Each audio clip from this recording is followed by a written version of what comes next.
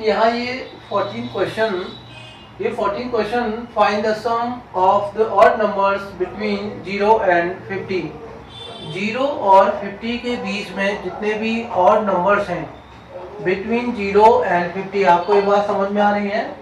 उन odd numbers का सम आपने फाइंड आउट करना है। तो देखो 0 और आपका 50 ये ना एक्सक्लूडेड है, इनको हमने इंक्लूड नहीं करना होगा। जो भी टर्म्स हैं 0 और 50 के बीच में, और वो भी ऑड नंबर्स होने चाहिए। तो देखिए 0, अब हम राइट वर्ड चलते हैं। पहला ऑड नंबर क्या है? 1। दूसरा क्या होगा?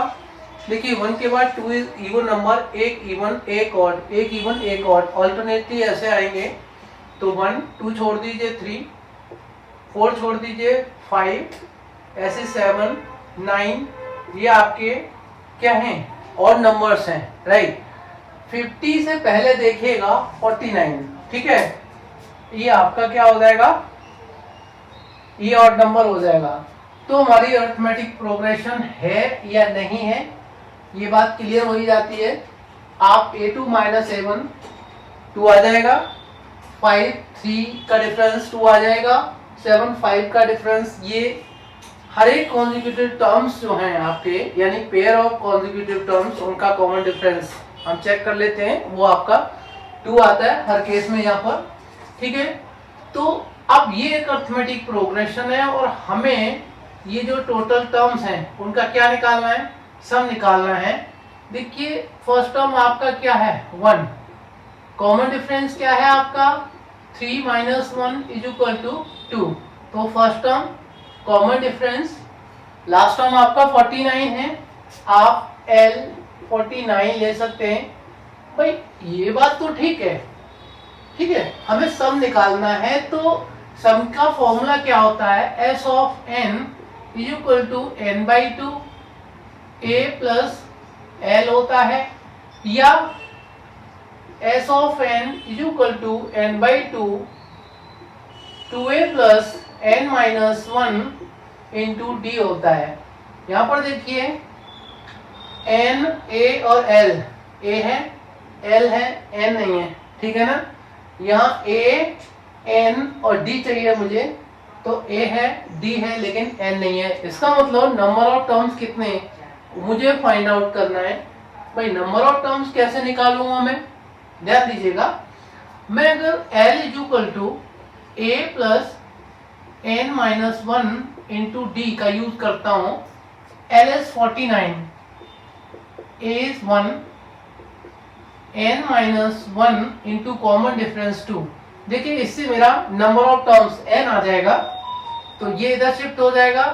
49 minus 1 is equal to n minus 1 into 2, ये 48 is equal to n minus 1 कर दूं और 2 को इधर शिफ्ट कर दूं, तो कितना हो जाएगा? 24 is equal to n minus 1, और 1 इधर पॉजिटिव हो जाएगा, तो नंबर ऑफ टर्म्स कितने आ जाएंगे? 25 आ जाएंगे। तो n की वैल्यू हमने l is equal to a plus n minus 1 into d use करके फाइंड आउट की। अब देखिए n है हमारे पास, a है, l है, हम डायरेक्ट जो है इस फॉर्मूला का यूज कर सकते हैं सम ऑफ टर्म्स निकालने के लिए, यानी सम ऑफ 25 ऑड नंबर्स हो जाएंगे बिटवीन 0 एंड 50।